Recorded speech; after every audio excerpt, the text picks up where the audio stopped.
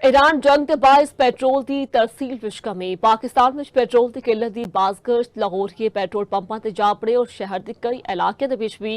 Petrol pump बंद होने की इतला और खुले पंपों से रश लग गया। मजीद दस रहे ने मलिक मुश्ताक अपडेट कर रहे हो जी। बिल्कुल खिते दे विच ईरान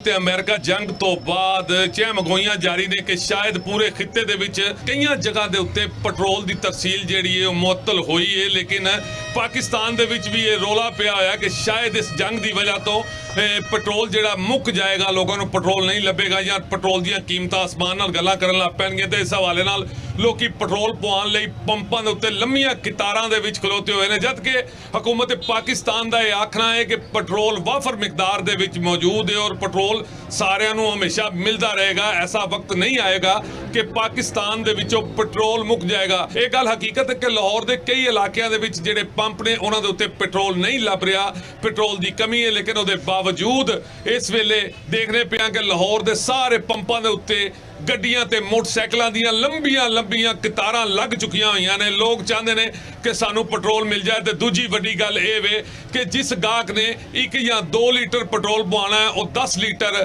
या पूरी टैंकी फुल मंग रहा। तो इस हवाले नाल लंबियां कितारां भी ने। पंप वालियां नूं इत्थे वक्त पिया होया है, वो आखदे पे ने कि लाइन दे विच आओ, क्योंकि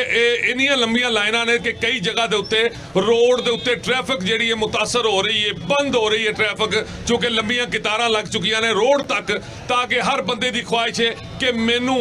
पेट्रोल भी लभे ते बोता भी लभे ते इस कीमत ते लभे। जी।